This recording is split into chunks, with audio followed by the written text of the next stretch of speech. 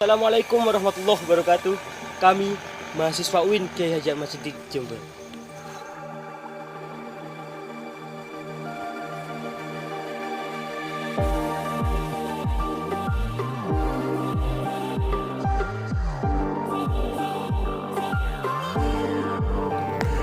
Video presentasi ini dibuat untuk memenuhi tugas mata kuliah usul fikih dengan dosen pengampu Bapak Baitlawi MHI.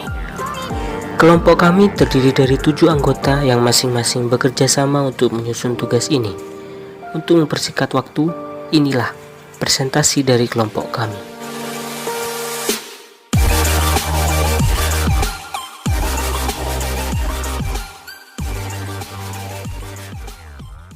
Baiklah, di sini saya akan memandu presentasi pada kali ini. Tapi sebelum kita membahas lebih lanjut, izinkan saya memperkenalkan anggota kami terlebih dahulu. Saya sendiri Sadam Kafi Hidayatullah sebagai pemandu presentasi pada kali ini dengan NIM 201-102-030-029. Kemudian ada Ratu Presilia Putri Arwina NIM 201-102-030-035. Ria Novita Sari NIM 201-102-030-014. Rian Eko Hayudi NIM 201-102-030-020. Rosyida Aulia Anjani Arifin NIM 201-102-030-016. Sarsa Tata Arsila NIM 201-102-030-022 serta Sylvia Nurul Afifah NIM 201-102-030-024. Marilah kita simak pemaparan materi berikut ini. Baik, di sini saya akan menjelaskan tentang pengertian maqasid syariah. Maqasid syariah terdiri dari 2 kata, yaitu maqasid dan juga syariah. Maqasid berarti maksud dan tujuan, sedangkan syariah adalah hukum-hukum Allah yang ditetapkan untuk manusia agar dipedomani untuk mencapai kebahagiaan hidup di dunia maupun di akhirat. Maqasid dapat disimpulkan bahwasanya makna dari maqasid al-syariah adalah kandungan nilai-nilai yang menjadi tujuan pencarian hukum ataupun tujuan-tujuan yang hendak dicapai dari suatu penetapan hukum. Pokok pembahasan utama dalam maqasid al-syariah adalah hikmah dan ilat ditetapkannya suatu hukum. Ilat adalah sifat tertentu yang jelas dan dapat diketahui secara objektif atau zahir, dan ada tolak ukurnya atau mundabit, dan sesuai dengan ketentuan hukum atau munasib yang keberadaannya merupakan penentu adanya suatu hukum. Sedangkan hikmah adalah suatu yang menjadi tujuan atau maksud disyariatkannya hukum wujud kemaslahatan bagi manusia. Secara umum, maslahat dapat dicapai melalui 2 cara. Yang pertama, mewujudkan manfaat, dan yang kedua, menghindari atau mencegah keburukan. Selanjutnya saya akan menjelaskan tentang ilmu mantik. Mantik menurut istilah adalah alat atau dasar yang gunanya untuk keamanan dari kesalahan berpikir. Dapat disimpulkan bahwa ilmu mantik adalah sebuah ilmu yang membahas tentang alat dan rumus berpikir, sehingga seseorang yang menggunakannya akan selamat dari berpikirnya yang sehat. Selanjutnya adalah macam-macam dari ilmu mantik. Yang pertama adalah ilmu daruri, yaitu ilmu yang dihasilkan tanpa melalui proses berpikir yang mendalam dan usaha yang banyak.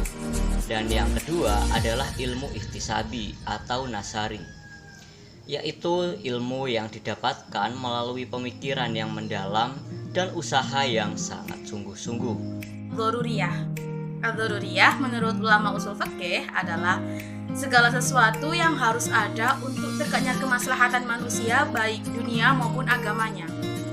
Tujuan hukum Islam dalam bentuk al-daruriyah yaitu kemaslahatan-kemaslahatan yang terkandung dalam syariat untuk menjaga 5 tujuan dasar. 5 tujuan dasar itu sendiri, yang pertama yakni memelihara agama, yang kedua memelihara jiwa, yang ketiga memelihara akal, yang keempat memelihara keturunan, dan yang kelima memelihara harta. Dalam memelihara agama dapat diperhatikan, yakni yang pertama memelihara agama dalam peringkat al-daruriyah, yaitu memelihara dan melaksanakan kewajiban keagamaan yang termasuk peringkat primer. seperti melaksanakan sholat, puasa, zakat, dan haji. Yang kedua, memelihara agama dalam peringkat al-hajiyah, yaitu melaksanakan ketentuan agama dengan maksud menghindari kesulitan seperti sholat jamak dan qashar bagi musafir. Yang ketiga, memelihara agama dalam peringkat al-tahsiniyah, yaitu mengikuti petunjuk agama guna menjunjung tinggi martabat manusia sekaligus melengkapi pelaksanaan kewajibannya kepada Tuhan. Memelihara jiwa. Yang pertama, memelihara jiwa pada peringkat al-daruriyah adalah memenuhi kebutuhan pokok agar dapat memelihara kelangsungan kehidupan. Misalnya, kebutuhan makanan, pakaian, dan tempat tinggal. Yang kedua, memelihara jiwa.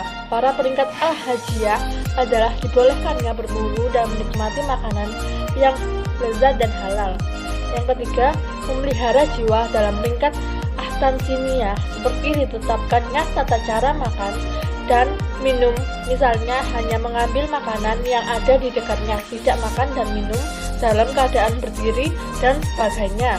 Memelihara akal. Memelihara akal pada peringkat al-daruriyah seperti kemestian bagi seseorang untuk memiliki akal yang sehat. Oleh karena itu, diperintahkan untuk menuntut ilmu, dan hal ini dimaksudkannya untuk meningkatkan kualitas akal. Yang kedua, memelihara akal pada peringkat al-hajiyah seperti mendirikan sekolah untuk sarana menuntut ilmu dan dilarang merusak sarana-sarana yang disiapkan untuk menuntut ilmu. Yang ketiga, memelihara akal pada peringkat ahsansiniyah seperti anjuran menuntut ilmu pada sekolah-sekolah yang berkualitas dan menghindarkan diri dari kegiatan menghayal dan mendengarkan atau melihat sesuatu yang tidak berfaedah. Melanjutkan presentasi dari rekan saya sebelumnya mengenai tujuan dasar dari ad-daruriyah, yakni pada poin yang keempat dan yang kelima. Untuk poin yang keempat adalah memelihara keturunan. Di sini ada 3 peringkat dalam memelihara keturunan. Yang pertama, memelihara keturunan pada peringkat ad-daruriyah, seperti disyariatkannya menikah dan dilarangnya berzina. Yang kedua, memelihara keturunan dalam peringkat al-hijiyah, seperti adanya saksi dalam pernikahan. Yang ketiga, memelihara keturunan pada peringkat al-tahsiniyah, seperti disyariatkannya khitbah dan mengadakan walimah. Kemudian, poin yang kelima adalah memelihara harta. Pada poin ini juga terdapat 3 peringkat dalam memelihara harta. Tingkatnya di sini sama dengan peringkat dalam memelihara keturunan, yakni peringkat ad-daruriyah, al-hijiyah, dan al-tahsiniyah.